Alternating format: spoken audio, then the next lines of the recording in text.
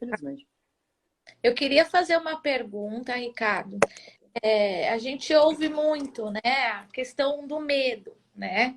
Esse medo teve lá no começo do ano passado, quando se fechou as escolas, e aí depois a gente foi fazendo todo um trabalho de conscientização, né?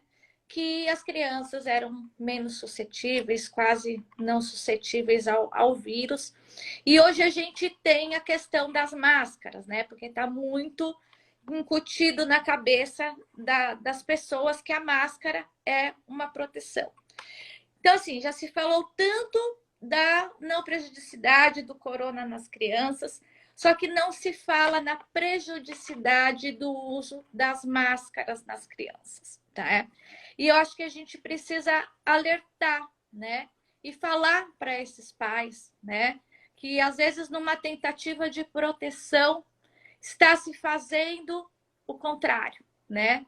E aí eu queria que se você pudesse elencar para os pais, eu sou mãe também, né? Não sou da área médica, mas aprendi tanto com vocês aí nesses últimos meses, elencar para a gente assim, quais são os principais malefícios que o uso contínuo de máscara possa trazer para essas crianças, para que as mães comecem a pesar, né? E começar a pensar até onde que vale a pena eu manter a máscara, porque o longo prazo não é agora, né? E essa é a nossa preocupação. Eu e o Alexandre, o pessoal do nosso grupo, a gente tem conversado muito sobre isso. A curto prazo é o Covid. E a longo prazo, o que a gente vai ter? Quais são as desordens que o uso contínuo da máscara vai trazer para as nossas crianças e para uma geração inteira?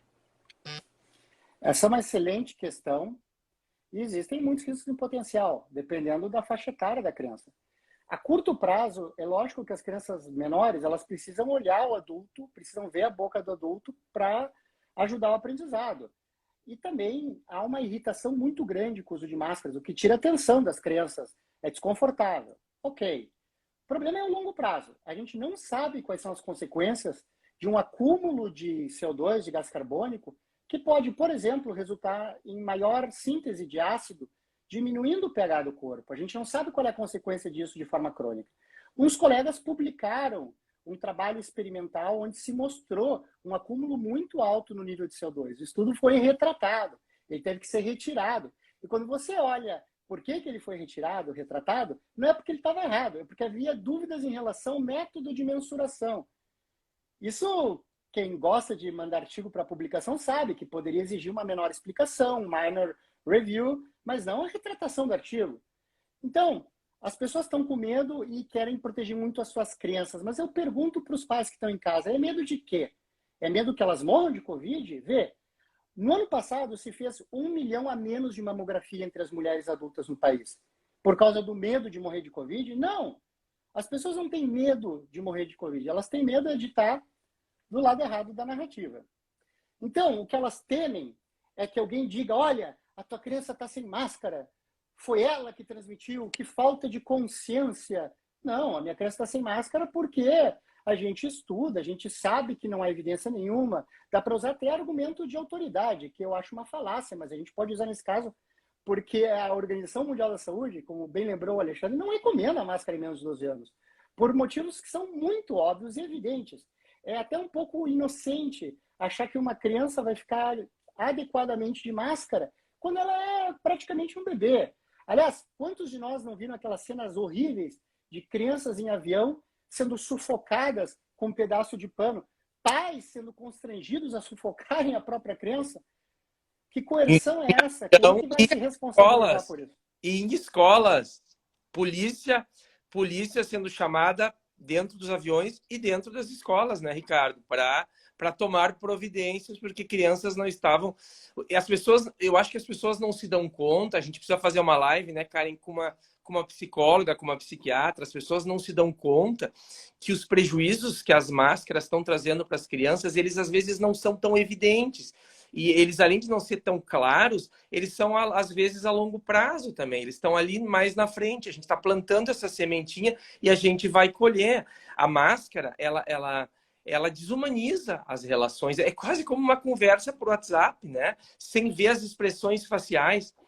As crianças elas precisam ver, ler o rosto. A gente lê no rosto das pessoas como está conversando, né? Quando está conversando, eles estão aprendendo, as crianças. E não é só criança pequena, é criança pré-adolescente, está aprendendo a se relacionar com os outros. É uma fase ativa de relacionamentos. Isso se perdeu, né? Não, isso não está acontecendo, essa relação está sendo quebrada, tem uma barreira na frente. É quase como só falar pelo celular. Eu brinco, é comunicação por WhatsApp ou a comunicação de máscara, a comunicação constante. E sem falar, né, Ricardo, que as crianças estão muito assustadas. A gente não se dá conta. O que está se passando, às vezes, lá no inconsciente das crianças? As crianças inconscientemente estão pensando, poxa, meu pai vai morrer, minha mãe vai morrer, eu vou morrer. Aquela constante sensação de medo e de pavor que a máscara acaba também colocando em cima da criança. A gente não se dá conta, as crianças estão deprimidas, estão obesas, as crianças aumentaram de peso, as crianças estão deprimidas. Oi? Puberdade precoce. Claro, as crianças estão sujeitas a maus tratos, as crianças estão o dia inteiro em casa vendo vídeo, ficaram sem poder praticar atividades esportivas e continuam, né, gente? Vamos lembrar, a escola privada, de maneira geral, no Brasil, que foi o país que provavelmente mais fechou a escola por mais tempo no mundo, né? Quer dizer, isso fala muito de que tipo de sociedade nós somos, né? Quanto tempo, que países que fecharam tanto escola? Bom, o Brasil é um dos campeões, né, em fechamento de escola. E assim, as escolas privadas não voltaram à sua normalidade. As crianças continuam com um ambiente que eu brinco, é uma mistura de prisão com hospício, com hospital, né? Um ambiente de medo, de distanciamento. É muito difícil as crianças terem prazer de aprender, de se relacionar com os colegas num ambiente assim, quer dizer, é muito complicado, depressão, crianças com tiques nervosos, crianças mais velhas voltando a se urinar, terror noturno.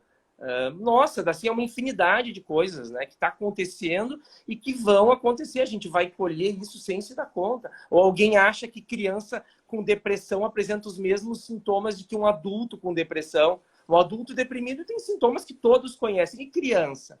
A criança às vezes se agita, né?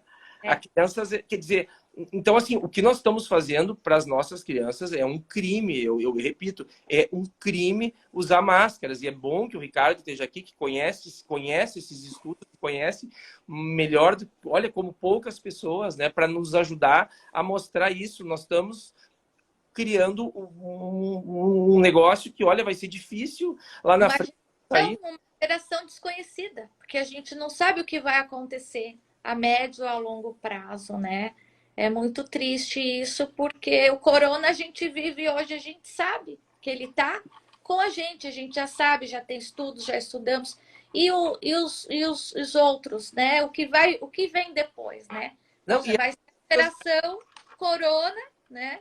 Infelizmente, eles vão receber essa nomenclatura. Daqui a pouco, daqui 20 anos, 15 anos, a gente não sabe daqui quanto tempo. E aí, lá na frente, a gente vai descobrir, saber realmente quais foram os malefícios. E o nosso papel é que a gente tente minimizar isso, né? De todas as formas que a gente puder, para que os impactos sejam menores, né? Eu acho que essa é a nossa luta. Assim. Karen, é uma coisa que é muito clara, o Ricardo sabe disso. Todos os organismos, todas as organizações que já estudaram isso sabem, assim, claramente a relação é muito direta entre poucos anos de estudo e um estudo com uma qualidade ruim para o futuro dessas crianças, desses adultos. Quem estuda menos e quem tem uma educação pior vai ter menos oportunidades, vai morrer antes, vai ter mais doenças, vai ter uma condição de vida pior. E a gente está plantando isso. As escolas públicas voltaram daquele jeito, né? Carecia que voltaram, né? Tem dificuldade de fala, dificuldade de leitura, dificuldade de todas as ordens. Né? E ainda se fosse, se fosse eficaz, né, Karen? Mas não é. Não é eficaz. Ainda se fosse eficaz, mas não é. A transmissão aérea não é bloqueada por esse tipo de máscara, por esse tipo de uso. Não é, isso é à toa. A gente está perdendo uma geração, que está mais de uma geração, porque a gente vai ter todas as consequências pós-geracionais disso, queda de QI, danos talvez mediados pela questão do acúmulo de CO2, à toa, à toa. Eu vou repetir para os pais que estão em casa. O uso de máscara não protege a criança contra a transmissão de um vírus de transmissão aérea. Mesmo que protegesse, o que a gente estaria aqui seria protegendo contra uma doença que tem uma chance de matar a criança de 1 em 1 milhão. A gente não fez isso nem contra doenças que tinham chances bem maiores de levar o filho que ele se contamine, e mesmo que ele se contamine, ele passa muito pouco para os adultos, e são adultos que hoje estão vacinados ou que já tiveram Covid, né, Ricardo? Então, assim, o prejuízo, porque tem muito adulto que tem medo, vai passar pro vô. As pessoas também estão vacinadas, não é? Então, assim, a mortalidade, isso tem algum impacto, né? Na redução do risco para essas famílias, porque tem muita gente que tem medo que a criança vá sair passando pelos outros. E aí, falando nisso, a gente já pode abordar, né, Karen, um outro assunto que eu acho que é importante, é relevante,